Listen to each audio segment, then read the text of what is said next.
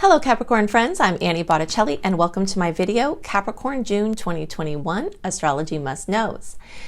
I'm calling the theme of this month Quad Boom because there's a quadruple boom. I've got a beautiful slideshow that I prepared to give you the details of what the heck that means and the 10 must knows that go along with that. First, we're going to talk about some things very specific for Capricorn. Two quick admin notes on that is that if this is for you, if Capricorn is your sun, but it's also for you if Capricorn is your moon, like mine is, or if you have Capricorn rising, or if you go even deeper into your chart and you've got some other Capricorn placement that you watch for. This information is part of your astrological picture. The second thing to note is that if you're a late degree Cap, so basically like January 12th, 11th, 12th, through the rest of the sign, then I also suggest you watch my Aquarius videos. Late degree people have a more complex read, okay? So you've got to gather more information to gather those pieces from those cuspy people. I'm cuspy in my sun and moon, which is how I figured this out over years of studying astrology, which is why I share this with you, okay? So do yourself a favor and also watch the Aquarius video because there'll be pieces in this Capricorn one and there'll be pieces in the Aquarius one that will give you more of your total picture.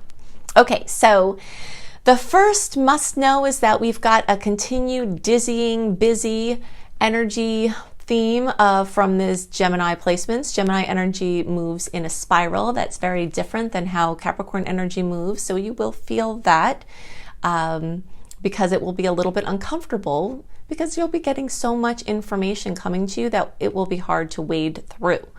And there will be so much activity and busyness that you might get overwhelmed, okay? But again, it doesn't have to be a bad thing, like I always say. Just because something is excessive doesn't mean that it's bad, it's just intense.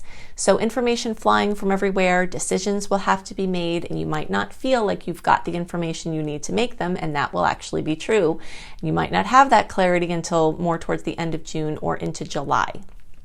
Okay, so that's a very important must know. If you're getting lots of information, June might not be the best time to make the decision with the information you have.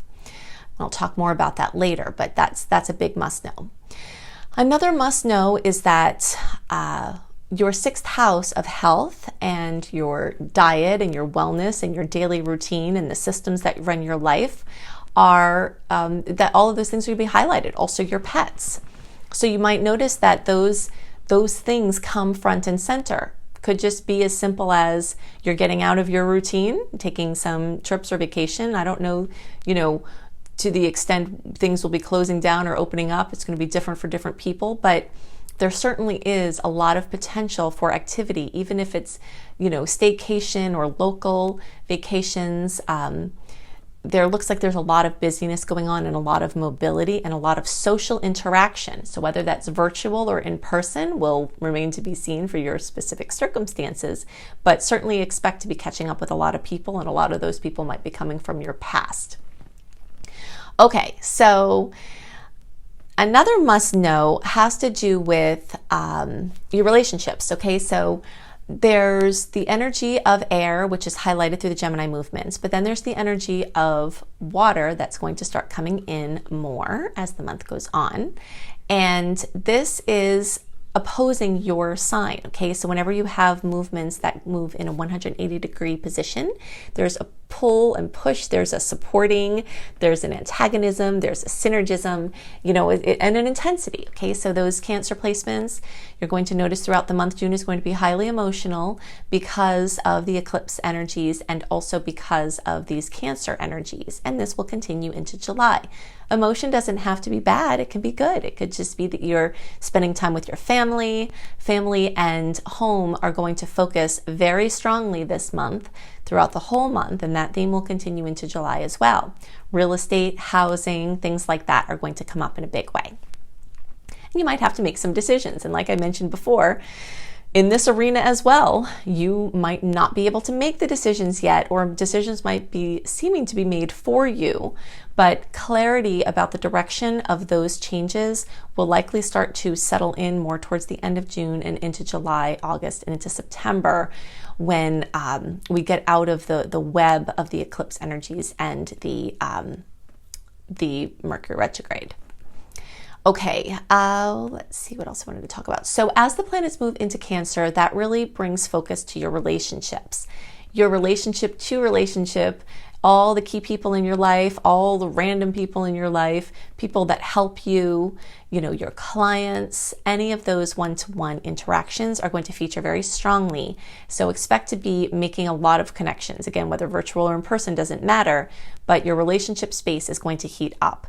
Now that might mean that people around you need things from you, or that you are getting supported by them, which is unusual for Capricorn people, right? Because you're very independent, and it's easier for you to help other people than it is for you to let people help you. But if you're open to the support, you could get it at this time. So it could make your life a little bit easier. And the more you're able to delegate and take some time off, I think that will be a very positive thing for you. Okay, so let's see. So let's talk about the eclipse. The eclipse in Gemini is at close to 20 degrees. And this is going to bring changes, information, the mobility, transportation, your devices, all of that front and center. Specifically for Capricorns, again, your health is highlighted, things involving pets, your daily routine. So it does look in a lot of ways like things are about to get shaken up for you. And whatever kind of normalcy that you had within the craziness of the world, looks like that might be starting to shift a little bit or a lot. I've made some other videos because there are so many complicated moving parts of an astrological picture that I can't cover in depth all of those moving parts in one video, or it would be crazy long. Okay, so I'm going to refer you out to a couple of things that are specifically helpful for Capricorns at this time. One is going to be my Eclipses in Gemini video. You can see my YouTube homepage and see my Eclipse playlist and find it there, or you can search organically Annie Botticelli Eclipses in Gemini. Okay, I recommend you all watch that. I also recommend you all watch the Eclipses in Virgo, because that's going to pick up the information about the house that is being aspected for you, and that's true for all placements, okay? Early, middle, and late degree. Now, if you are a January born Cap, I also recommend that you watch my Eclipses in Leo video, okay? Because that is going to pick up some extra energy from the Placidus chart perspective. We've got whole house astrology, which I factor in to my reading, and we've got Placidus astrology, which I also factor in to the reading, okay? So from that perspective, you January born people, or if you've got your degrees like from, well, we'll say 10 degrees through the rest of the sign, or 11 degrees through the rest of the sign, or so, you might pick up some things from that as well. And this has to do with changes with your children, your creativity, making your passion your business, doing things on your bucket list, things like that. And I go into more details in that video. Okay, so now let's talk about Jupiter retrograde. We'll talk more in the quad boom about some implications of Jupiter retrograde, but for now, let's talk about something specific for Capricorn, which has to do with Jupiter having been accentuating your second house of money. Saturn's also there doing this push and pull thing with Saturn is kind of bringing the potential for restrictions and accomplishment, and Jupiter is bringing the chance for expansion and excess. This could mean you've been spending a lot of money, or that you've had a lot of money coming in, or both, that you've been buying some things that you've been wanting to buy and getting some things done in your material realm that have been super helpful. Now, as Jupiter goes retrograde, it's going to possibly cool some of that off. So you might either have to come to terms with money you've spent, or you have to dial down some of your big dreams or things you're working on there to work on some more mundane details, or just kind of get really focused with your spending and start to pay some things off and kind of redo your budget. But in any case, the energy of your money and your finances and your budgeting and your sustainability is going to be very highlighted.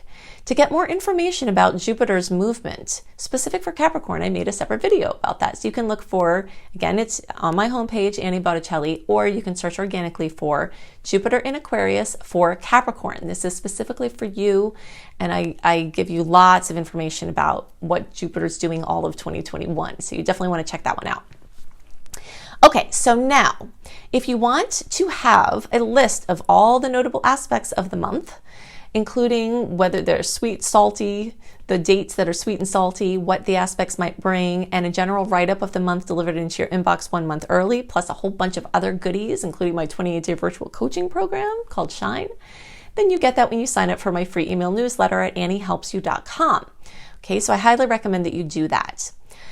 Okay, so now we're going to talk about this quadruple boom, what the 4 factors are that are leading this to be one of the most astrologically active months of the whole year, June is. So we'll look at the factors of that and go into 10 more must-knows for this month about those factors. Okay, so let's get deeper into the astrology of June 2021. By talking about 10 must-knows that are influenced from this quadruple boom. Mercury retrograde in Gemini, solar eclipse in Gemini, Saturn square Uranus, and Jupiter in retrograde. When Mercury is in retrograde, plans and other things that seem certain will be cast into uncertainty or tested. This is just something that we see every Mercury retrograde season. And this season basically started May 15th when we entered the shadow period of Mercury retrograde. The actual retrograde is May 29th through June 22nd. And the post-shadow period runs until July 7th. So during this time, the biggest must-know is to be flexible and go with the flow. This can be an amazing time for things to gel in wonderful ways, but when we try to force things or try to hold too tight to an old framework, it definitely causes complications and stress. You've got to double check and check plans. Miscommunications could abound, so you have to be more careful with your words and careful with everything that you do. There is going to be a drive to distractedness, so just keeping awareness can help offset many issues. It's easier to not try to plan things for this time, but if you have to, just know that those plans may be called into question or they might change. And the same goes for agreements. Anything that you agree to now is likely to change, so just try to keep that flexibility in those arrangements. Okay, so on the topic of the eclipse, we've got quite a few must-knows here. The dramatic eclipse news is going to continue. You likely have seen this starting in April and May, and we have it continued here in June. So these eclipses bring surprise trajectory shifts, powerful endings, and exciting new beginnings. So in the month of June, we'll be feeling the effects still of the eclipse from May and this June 10th eclipse at almost 20 degrees of Gemini. So a big must-know for this time is to go in with a willingness to let go of what's leaving and to be excited about what new energies will be coming in to fill that space. Okay, so another must-know is that the eclipses are connected to the North and South node placements, which are linked to our karma and dharma. So the must-know here is to know that your routine and the whole matrix and framework of your life patterns are likely going to radically change. You'll have major karma melting off, which will reveal new opportunities that couldn't have been imagined before. So that's something very exciting about eclipse time.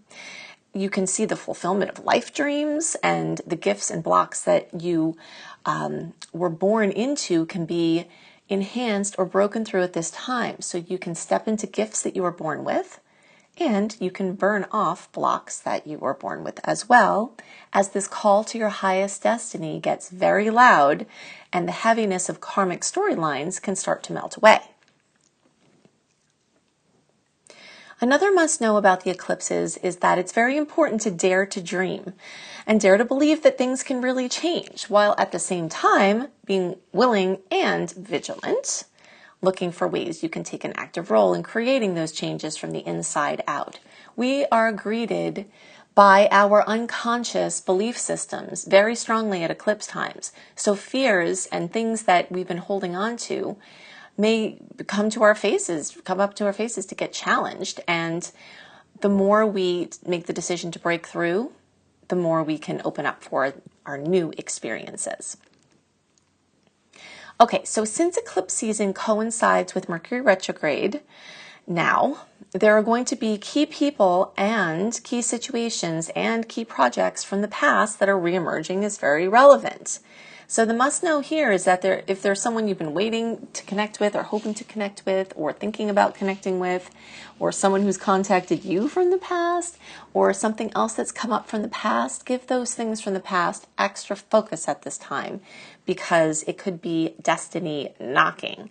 And people and places, even going back to old places you've been, can hold keys to your highest purpose, and can also hold keys to closing up old stories and being able to step out of old patterns.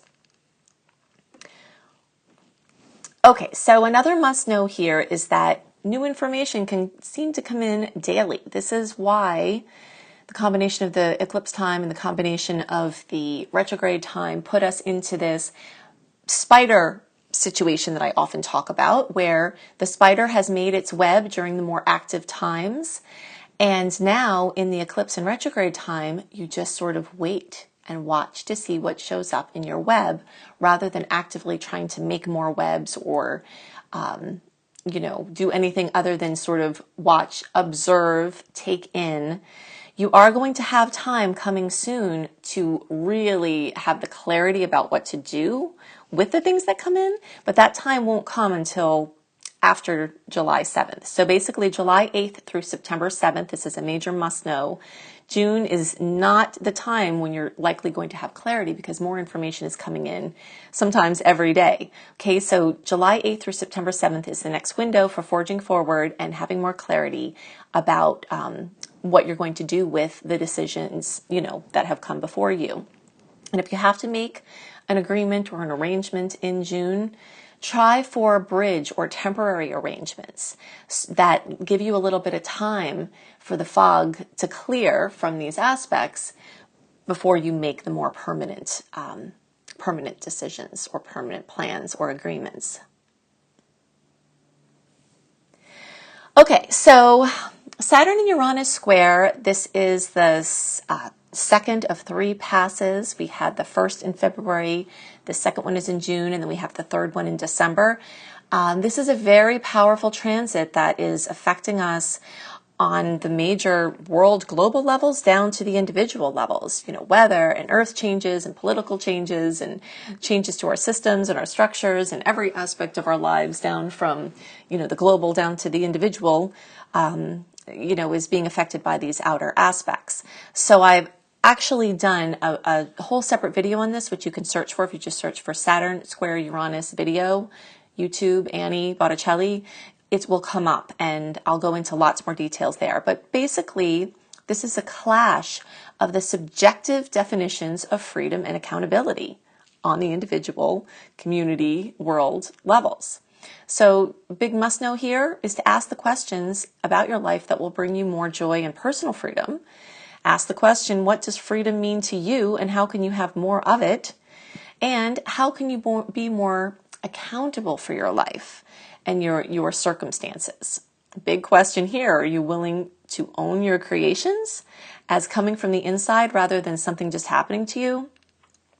And this is the time where our perceptual framework can really change how we see ourselves. And we've got amazing possibilities for stepping out of the experience of victimhood, which means that we feel like something is happening to us, and we step into empowerment, knowing that regardless of circumstances, we can shift our life's experience.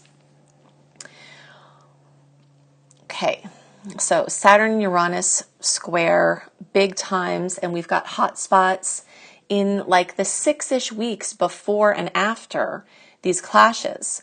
So that's basically covered, most of the year so far. And then we have a little bit of, wearing off of the energies in between each hit of February, June, and December, but it's still active and present as a long-term theme. Okay, so this Saturn-Uranus is going on the whole year.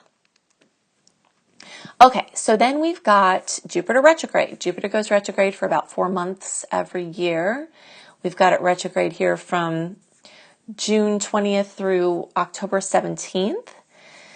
This is a time when big plans, big ideals, big dreams, expansion moves more to the backdrop in many cases, where it's not as out there and it's more closer in, and certain things may seem like they're slowing down or they're wearing off, or things that you've been trying to work on could start losing steam. But just know that they're not necessarily, they're just going into the backdrop to be worked on, and you can continue the forward movement. It just might not be as obvious in the outer planes, and that this is a time to fine-tune your organization and tend to the necessary details that are the core of your big dreams. So basically, if you've overextended yourself, this is a time when you pull back in and you see what things are absolutely necessary, get down to the bare bones, so that you can really put all of your power behind the things that are going to make your dreams a reality. And some people might actually see past efforts that were done flowing and manifesting with magical ease, where you're barely having to do anything and things are showing up.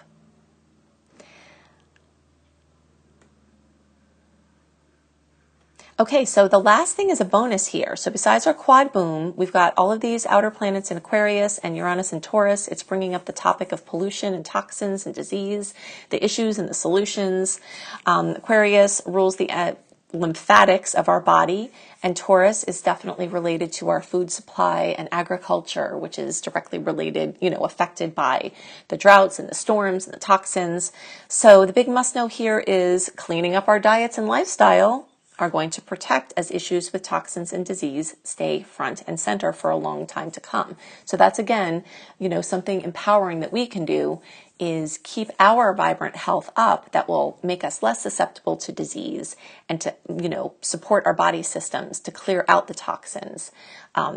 Be nice to your liver, clear out your body, because there's always this direct interface between our physicality and the stars. And so the stars have these aspects and they send us messages and they create situations that bring things into the forefront. So the importance of us cleaning up our personal space is shown by this, microcosmic or this micro, this situation basically where the inside is outside and the outside is inside. So when we're looking at the environment being a reflection of our inner environment, sometimes we can't control everything outside of ourselves, but we can make different decisions for our inner climate and our inner environment.